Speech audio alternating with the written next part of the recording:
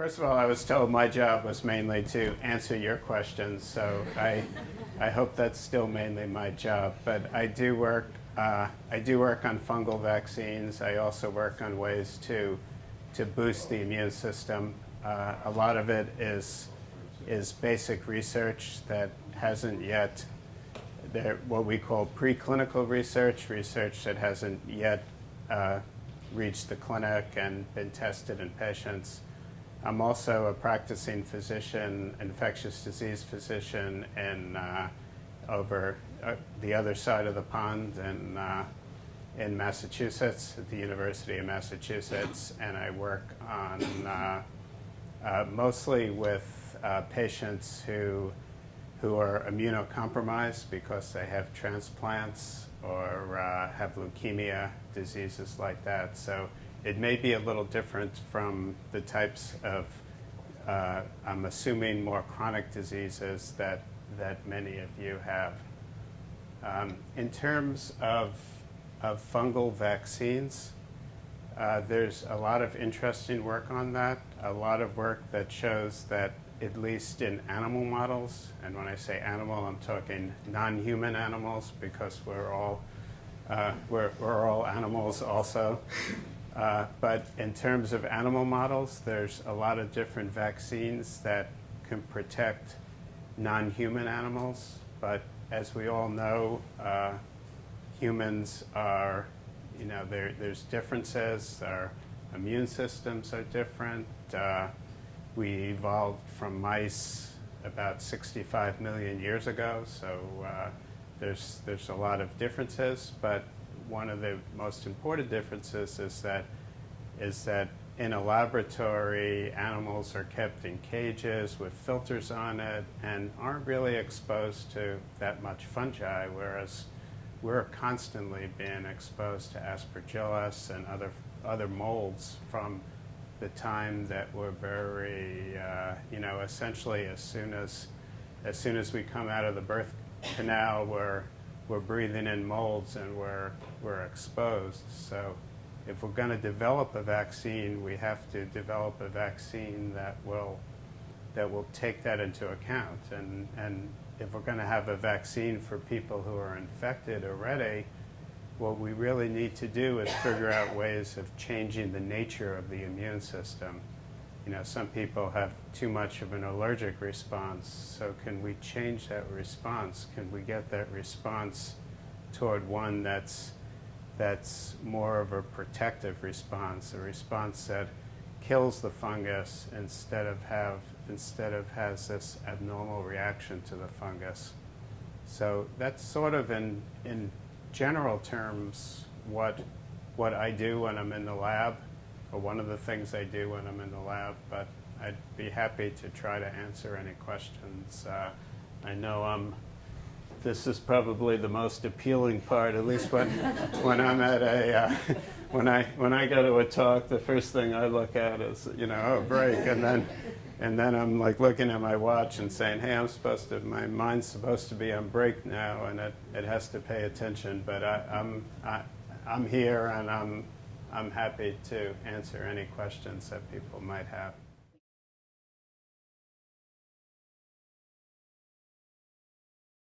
That's a good question, and I think we always have to come back to the patient. And as a physician researcher, a physician scientist, as opposed to a PhD scientist, I think about that great question probably more than other people think about. But I'll give you one example, because there has been one type of vaccine that has actually been tested in people, and these are people that have gotten bone marrow transplants from other patients.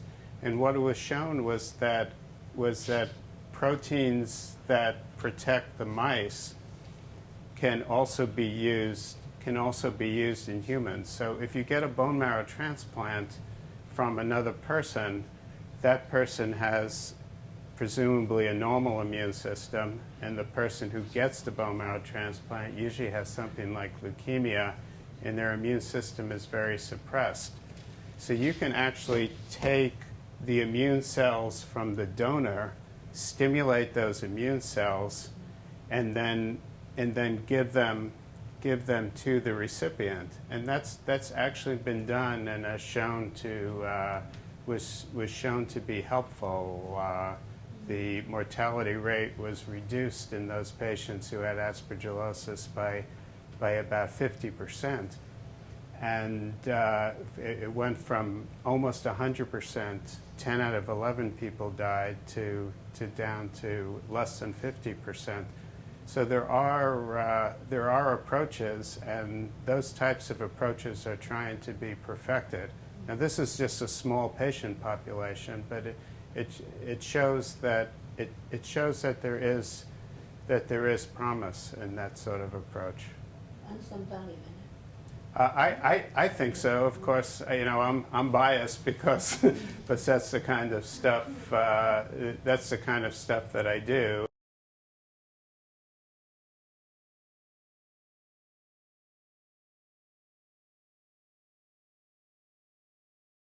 That's a drawback of that type of research, and one of the things we actually are trying to do is model that so that we can see what happens if a mouse is exposed to fungi. And we also have models that more closely mimic what happens in asthma, so that the mice are actually sensitized to antigens from Aspergillus, the same antigens. I don't know how many of you have gotten a skin test for Aspergillus.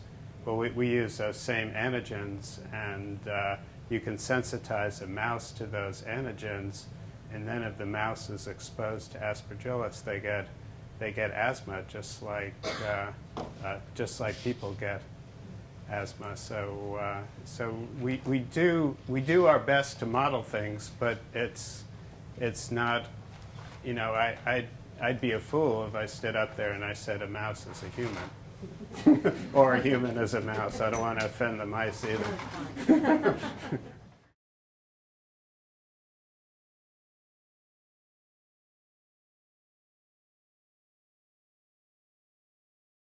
That's a great question. And who do you develop a niche vaccine? In other words, a vaccine for just certain high-risk people, or do you vaccinate everybody? I think at this point the incidence isn't high enough that we would probably vaccinate everybody, at least for starters. So I think the gentleman there who said he had tuberculosis and then developed aspergillosis, that would be a good candidate for vaccination. Somebody with cystic fibrosis would be a good candidate.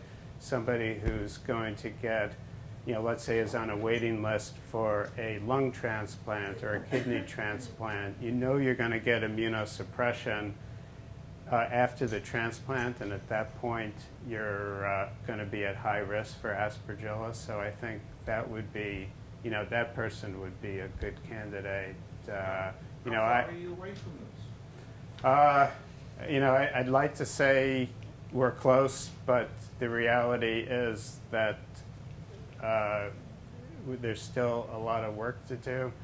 And I think a lot of the work involves better understanding how the immune system works, because we have to take into account that people already have immune responses to Aspergillus, and a lot of the problem is that it's the immune response that's causing them problems. So a lot of people are on corticosteroids or other drugs to suppress the immune system. So in my opinion, for people like that, the best vaccine is going to be one that redirects the immune system toward a more appropriate response. On the other hand, if you had somebody who's going to get a transplant and they're going to be very immunosuppressed, then that type of vaccine is going to be a different type of vaccine. It's going to be a vaccine that's going to boost up the immune system toward better fighting Aspergillus. So it's a tough problem, and I'd like to say we're 2 years away, but I'd be, I'd be standing in front of you at the 8th Aspergillus meeting, and you'd be saying, "Where's my vaccine?"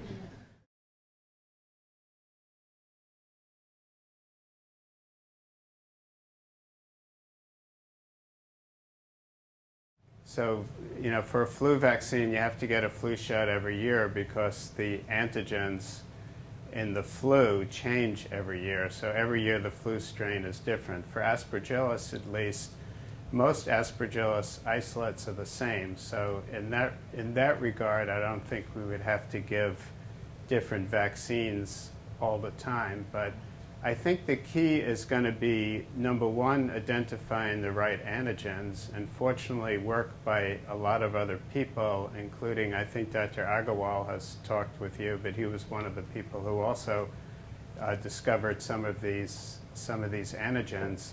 But a lot of the antigens are already known. The key is going to be figuring out how to give them.